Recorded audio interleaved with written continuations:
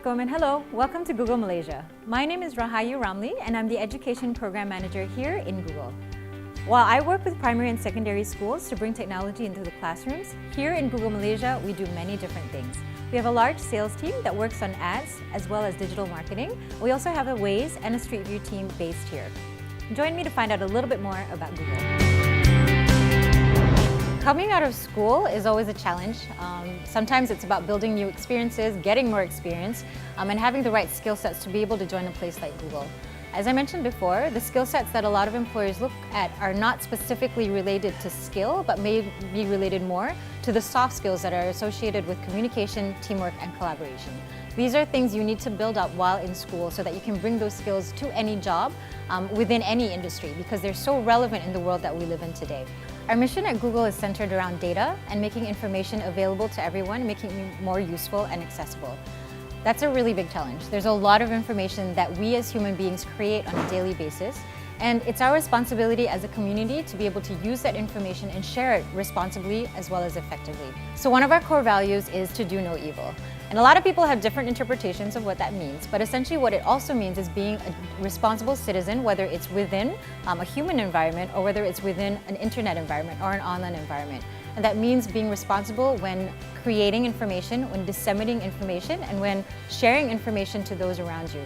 It also means that it's important for us, not just as an organization, but as a community, to be aware of how information affects other people and the community at large. So while everybody has a different way of utilizing the internet or different objectives when they use the internet, collectively, we as human beings and people who live together need to be very aware of how we use the internet and how we influence the way that information is spread and utilized online. We also work with other industries to improve those industries using the technology that we create.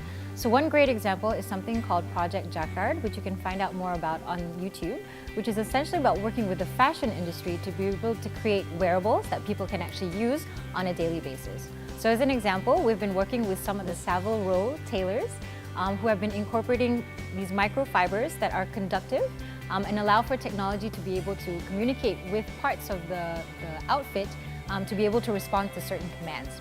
So as an example, a jacket that's created by a Savile Row tailor may have some microfibers attached to it that when they are tapped will actually answer the phone. We also work heavily with the medical industry, so we have something called Project Iris, which is a contact lens that allows for detection of glucose in tears, that allows for diabetics to diagnose their glucose levels without having to inject themselves, which is currently what's typically done with somebody who has diabetes. Google has always been a technology company. We started off as a search engine, so if you've ever tried to find something on the internet, you'd probably be using Google Search.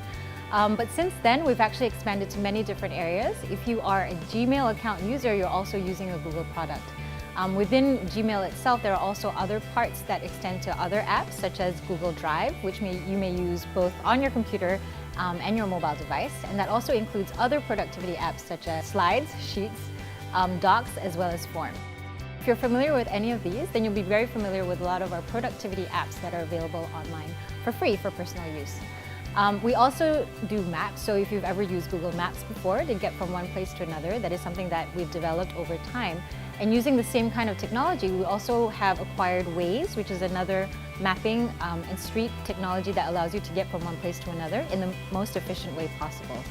Many other products that you might recognize include Street View, which you may also use to explore other areas of the world. So we've also expanded to other types of technology.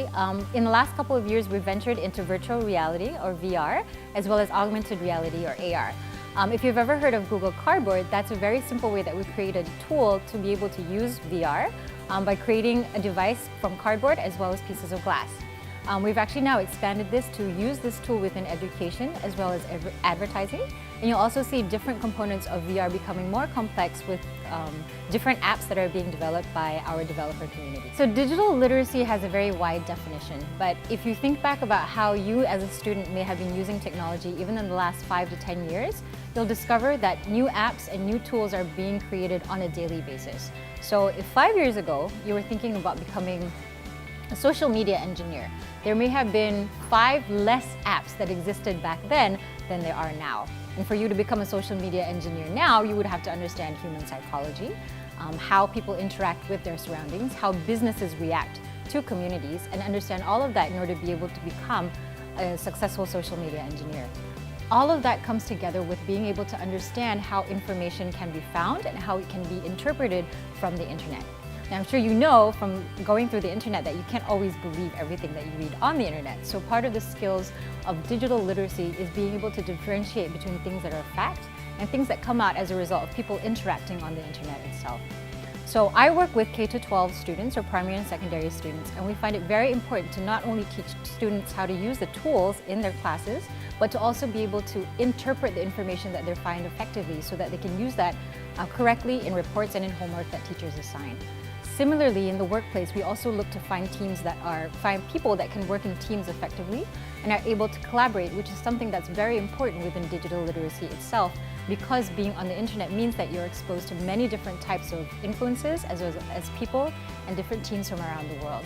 So it's crucial not to just understand how to use the tools, but how they impact the way you interact with the world around you, whether you're in the workplace or in the classroom. So some of the things that can help to create better productivity is to utilize the tools that are cross-platform, meaning to say you can use it on your laptop or on your phone, and then complete your tasks whenever and wherever you may be. Now, one example of this are the apps that you may find in our G Suite of productivity apps. So I mentioned before, things like Google Drive, Docs, Slides, as well as spreadsheets. Now, all of these things are very common. I'm sure you've used them before in other classes as well. But the reason why these are very powerful tools to create better productivity is because they allow you to collaborate with other people in real time. So that means if you're working on a class project and you need somebody to be editing a document at the same time, that person can be working on the same document as you, and you can see the changes that are being made so that both of you can complete the task without having to wait for somebody else to do the same thing. There are also a lot of tools that allow for research within a document. For example, if you're using Google Drive, you can actually also create the documents within the drive itself, which means that you don't have to open up 3 different apps to do the same thing. As well as utilize other apps from within the Play Store and utilize those apps together in the drive itself. But the powerful thing is because all of these apps are available not only on your laptop but also on your mobile phone, it also means that you can create and also complete tasks regardless of where you are. These things are also available offline, so there's no excuse to not be doing it just because you don't have the internet. The Google for Education team worked with the Economist Research Group a few years ago to better understand what kind of skills employers are looking for when they're hiring new grads. So a very interesting thing that we found out was out of all of the skills and the things that these employers will look for, none of them said math or English or science. They were not subject specific. Things that they wanted to see was teamwork, the ability to collaborate, problem solving, and communication. So in the research that we did, the understanding was regardless of which industry you may be in, regardless of what kind of technology you may be learning, those are the things that are carried with you into any job that you work with, regardless of which industry you may be working in.